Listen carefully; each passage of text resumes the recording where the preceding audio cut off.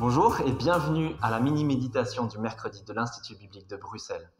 Je suis Valentin Allier et j'ai surtout l'immense joie et privilège de faire partie de l'équipe qui va aller durant la semaine d'évangélisation à Carcassonne, en lien avec l'église baptiste de Carcassonne. Alors comment prier pour Carcassonne et pour cette semaine? Mais pourquoi ne pas profiter de la première MMM sur la prière?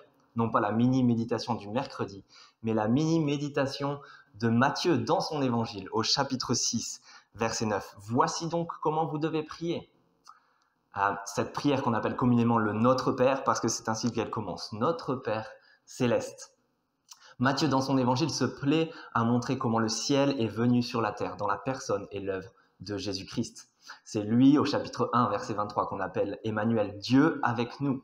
Ou quand Jésus commence à prêcher, chapitre 4, verset 17, il dit que le royaume des cieux est proche, il est là, il est descendu sur la terre. Et c'est ce que nous prions avec cette prière du Notre Père, que le ciel vienne sur la terre, que le royaume des cieux vienne, comme nous allons le voir. Et cette prière se compose de 2 fois 3 requêtes concernant Dieu d'abord, son nom, son règne et sa volonté, et puis nous concernant après notre pain, notre pardon et notre protection face au mal. Mais arrêtons-nous sur les 3 premières requêtes. Que demandons-nous quand nous demandons à Dieu que son nom soit sanctifié?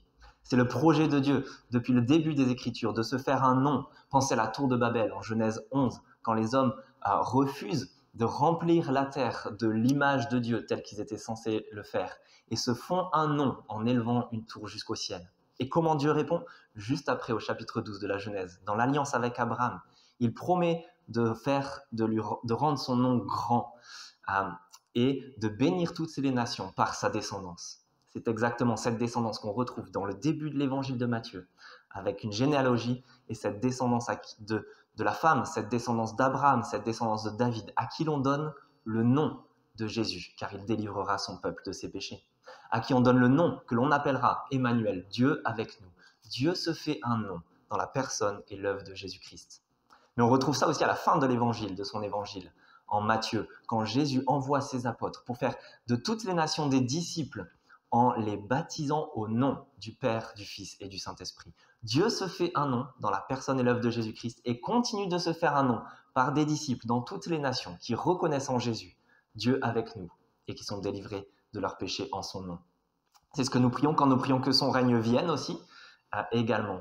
Nous retrouvons cela, ce royaume des cieux qui vient sur la terre. À la fin de l'évangile, Jésus annonce qu'il a tout pouvoir dans les cieux et sur la terre.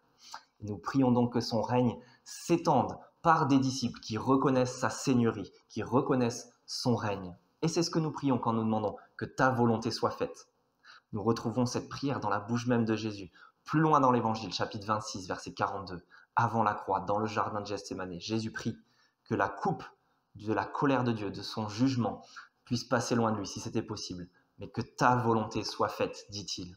C'était la volonté de Dieu de prendre la coupe du jugement pour que nous n'ayons pas à la boire, pour que cette coupe devienne pour nous une coupe de délivrance, du pardon des péchés pour de nombreux disciples. Prions donc que son nom soit sanctifié, que son règne vienne et que sa volonté soit faite.